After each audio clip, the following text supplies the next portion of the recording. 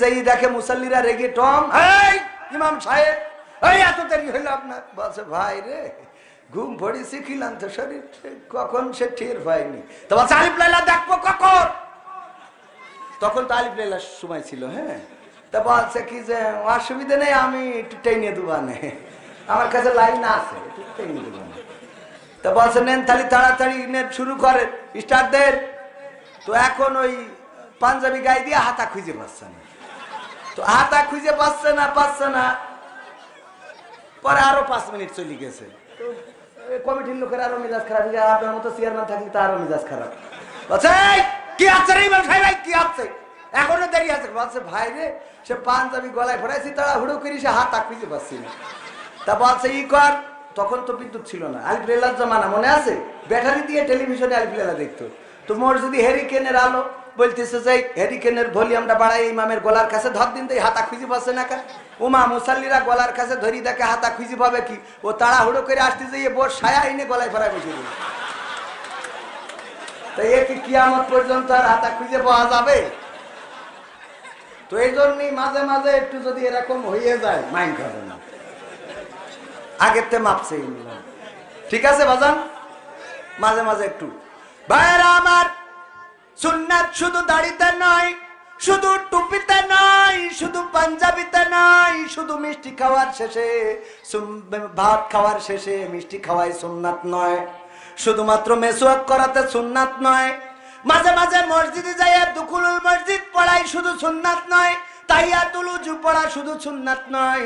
ওগো আমার ভাইরা, মাঝে মাঝে বাতিলের বিরুদ্ধে সোচ্চার হওয়া সুন্নাত না? সুন্নাত না? কথা কয় না? জুলুমের বিরুদ্ধে কথা বলা, অন্যায়ের বিরুদ্ধে প্রতিবাদ করা। আমার বোন যদি ধর্ষিতা হয়, তার বিরুদ্ধে সোচ্চার হওয়ার দরকার আছে না নাই? আমার ভাইকে যদি খুন করা হয়, তার বিরুদ্ধে সোচ্চার হওয়ার দরকার আছে না নাই?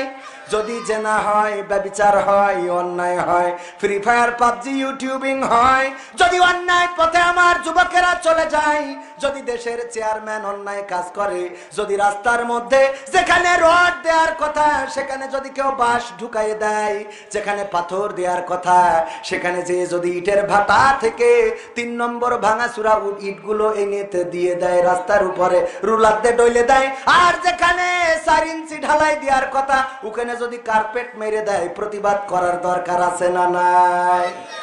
এই প্রতিবাদ করাও সুন্নাত, ঠিক না বেটি?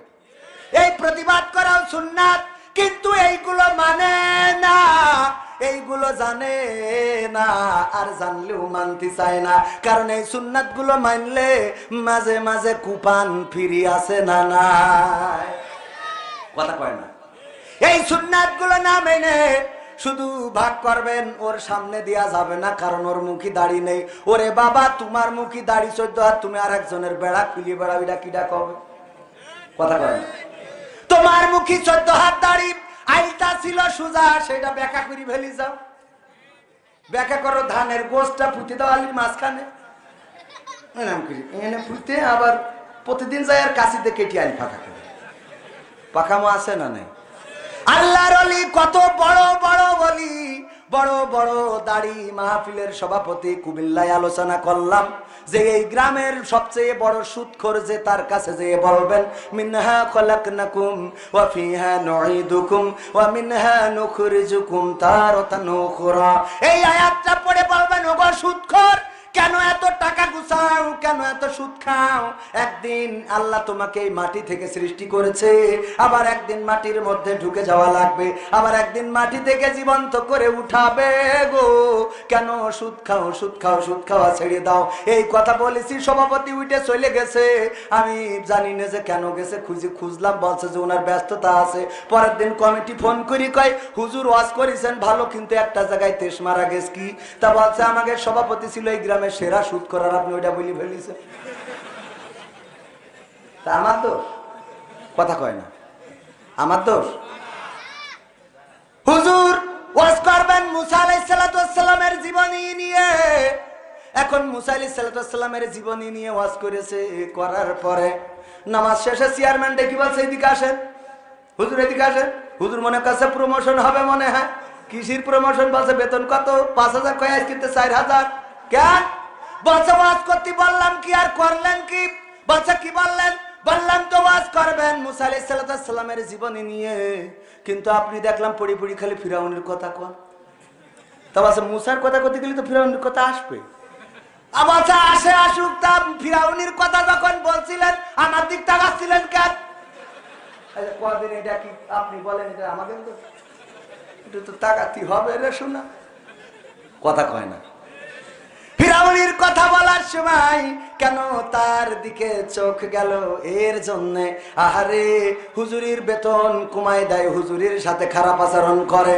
ভাইরা আমার, মাঝে মাঝে বলি এই বাংলার জমিনে ইমাম সাহেবেরা যদি হক কথা বলে তাইলে ইমামতি থাকে না, চলে যায়। কথা কয় না। আপনাদের এক ইমাম সাহেব এই গ্রামের রঘুনাথপুরীর ইমামতি করতে গেছে আমাদের গ্রামে। যাওয়ার পরে বলেছে হুজুর ভালো করে ওয়াজ করবেন, আপনার কোরআন তেলাওয়াতটা একটু শুনি। উনি কোরআন তেলাওয়াত যখন করিয়েছে, সভাপতি সেক্রেটারি বলছে তুমি কি কিছু বুঝতে পারিস? ভুল হইলো কয় না? তো বলছে আমি পারি নাকি? আপনি বলেন। তো বলছে আমি তো পারিনি। বলছে তালি মনে হয় ঠিক হয়েছে। মানে এগের মনে হয় যে আবু জাহেলের মতো। আবু জাহেলের নাম ছিল কি? আবুল হাকিম। কি ছিল? আবুল হাকিম, মানে বুদ্ধির পিতা। ওর নাম পরে আবু জাহেল হয়ে গেল। কি করে? একবার নাকি বন্যা হয়েছিল, বন্যা হওয়ার পরে একটা ঢেকি ভেসে গিয়েছে। ঢেকি তো ভেসে আসার পরে ওই ঢেকি তো কেউ চিনতে পারছে না যে এটা কি। তা ফিরে ওই আবু জাহেলের কাছে নিয়ে গেছে। নিয়ে যেয়ে বলছে আপনি তো আমাদের লিডার, তো এই জিনিসটা কি একটু বুঝিয়ে বলি দেন দিন। তো ও খানিক কানলো, খুব কান্না খাইল। আল্লাহ হ্যাঁ ওম শান্তি নমো, খুব কানলো। তারপরে খানিক হাসতে, তো মানুষ অবাক হয়ে গেছে। বলছে কানলেন হাসলেন ঘটনাটা কি? বলছে এটা কি? এটা বলি দেন আপনি কানলেন হাসলেন। তো বলছে আমি কানলাম এই চিন্তা করি যে তোগের উপায় কি হবে আমি যদি মরে যাই, যে এই সামান্য জিনিসটা চিনতে পারিস, তা আমি মরে গেলি তোগের উপায় কি হবে এই টেনশনে আমি কানলাম।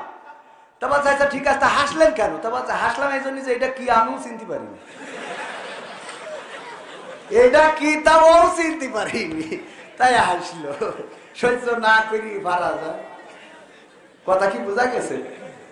ও আমার ভাইরা, ইমাম সাহেবের ইন্টারভিউ নিয়ে শেষ, ইমামতি করার জন্য দেয়া হয়েছে।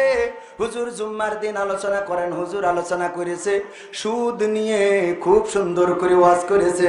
সুদের ছোট গুনাহ মায়ের সাথে জেনা করার সমতুল্য, আর বড় গুনাহ হলো আল্লাহ তার রাসূলের সাথে যুদ্ধ করার সমতুল্য। বলেন না আউযুবিল্লাহ।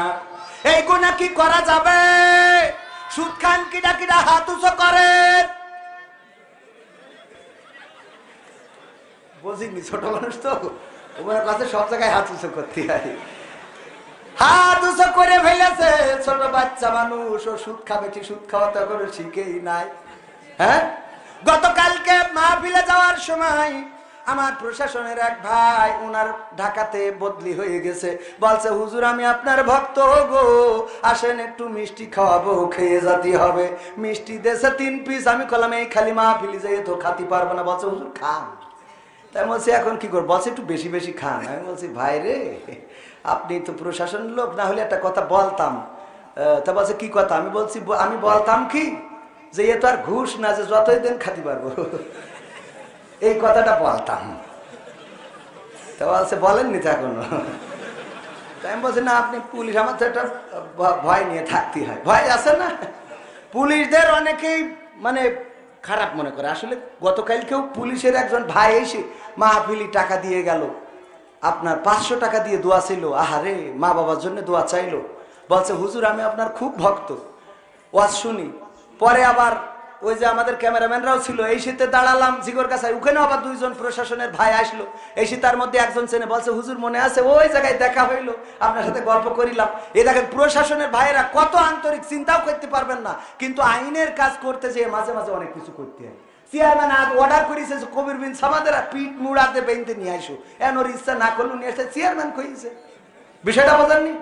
এখন চেয়ারম্যান যে কইছে উনি তো নেপথ্যে, উনি বইলে আবার চেয়ারম্যান আমার কয় কবির ভাই টেনশন করিন না, ধরিছে মেঘে বেঁধেছে, কত বড় সাহস। আমি ওটা ঠিক করতে পারি, কারণ ভোট তো লাগবে, একদিকে দেশ মারবে আর একদিকে আছে না নাই। আরে বাবা, এর নাম কি? রাজনীতি।